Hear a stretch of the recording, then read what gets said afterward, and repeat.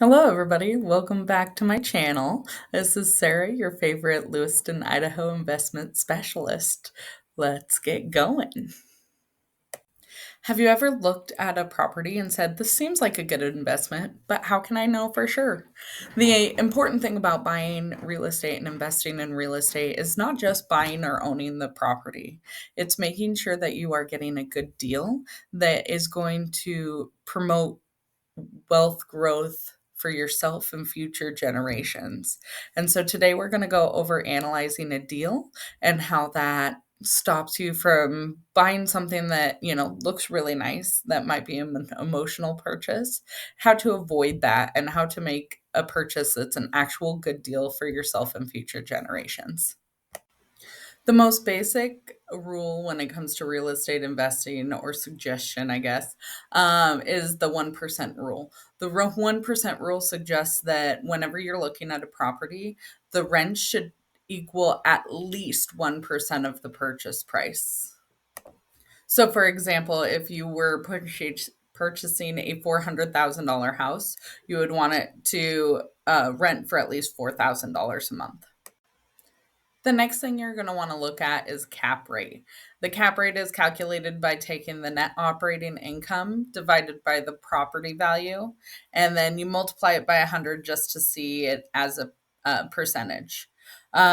With cap rates, they can be a little confusing to some people, and so when you're looking at them, a high cap rate is going to equal a higher cash flow, which is really nice. That's what some people look for.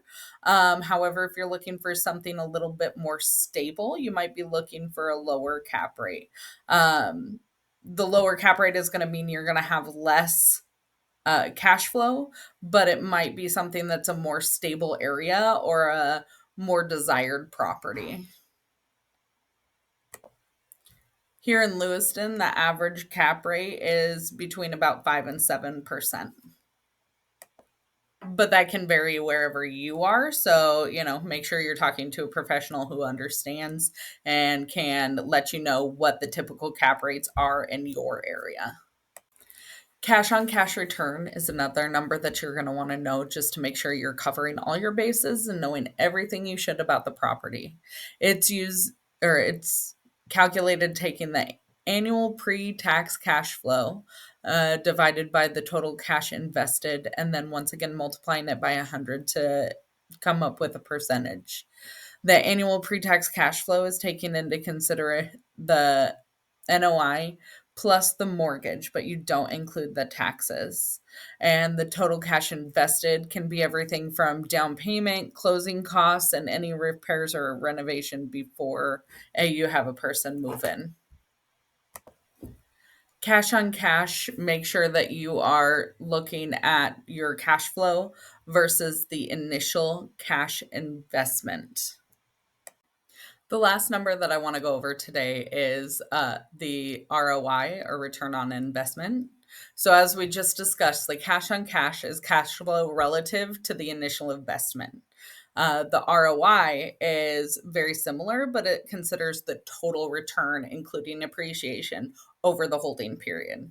So the calculation for this is the same as the cash on cash, but it includes taxes. So, as we stated in the last one, it is the income. So that's rental income, laundry, whatever other income you might have, minus the mortgage payment, the taxes, insurance, any other sort of payments that you need to make every month. Looking at all the numbers that we went over today, that's a lot of information. So I'm going to wait and give you an example in the next video.